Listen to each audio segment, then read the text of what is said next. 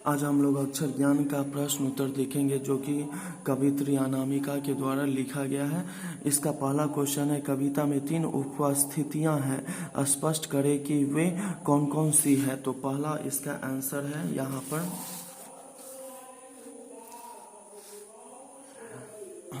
प्रस्तुत कविता अक्षर ज्ञान स्त्री विमर्श में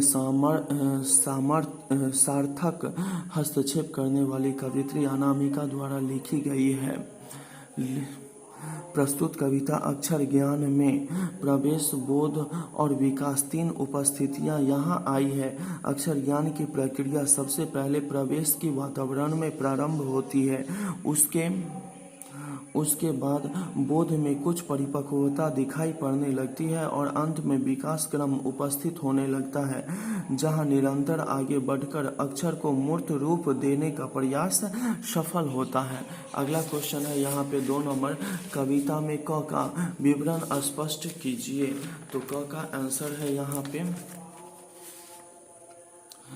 प्रस्तुत कविता अक्षर ज्ञान, यहाँ अक्षर ज्ञान होगा, में कवित्री अनामिका छोटे बालक द्वारा प्रारंभिक अक्षर बोध को साकार रूप में चित्रित करते हुए कहती है कि क को लिखने में अभ्यास पुस्तिका का चौखट छोटा पड़ जाता है।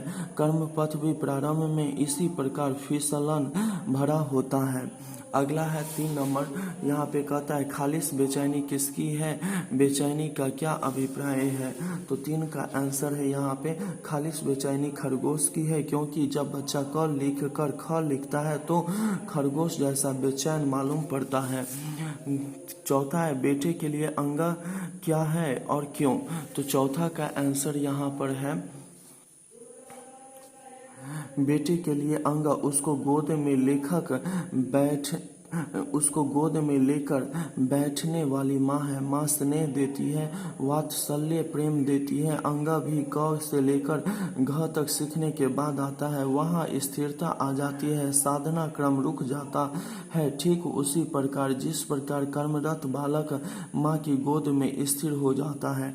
5वां क्वेश्चन है यहाँ पर, 5वां कहता है बेटे के आंसू कब आते हैं और क्यों आते हैं। क्यों, तो यहाँ पे सीखने के क्रम में जब बारंबार प्रयास करने पर भी जब बालक विफल हो जाता है तब पहली विफलता पर आंसू आ जाता है, क्योंकि कठिनतम प्रयास के बाद विफल होना कष्टदायी स्थिति उत्पन्न करता है। 6ठा क्वेश्चन है यहाँ पर, 6ठा कहता है कविता के अंत में कवित्री शायद अव्यय का क्यों प्रयोग करती है, स्पष्ट कीजिए। तो यहाँ 6ठा का आंसर है, यहाँ कविता के अंत में कवित्री अनामिका शायद अव्यय का प्रयोग करके यह स्पष्ट करना चाहती है कि जो अक्षर ज्ञान में बच्चों को मशक्कत करना पड़ता है, वही मशक्कत सृष्टि के विकास में करना पड़ा होगा। शायद सृष्टि का प्रारंभिक क्रम उसी गति में चला होगा। 7वां क्वेश्चन है यहाँ पे, कविता किस तरह एक सांत्वना और आशा जगाती है, विचार करें।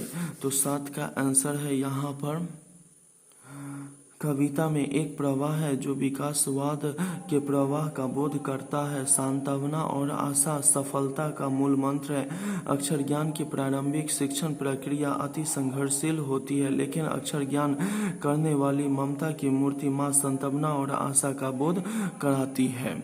यदि आप लोगों को मेरा वीडियो अच्छा लगा हो तो मेरे चैनल को सब्सक्राइब कीजिएगा।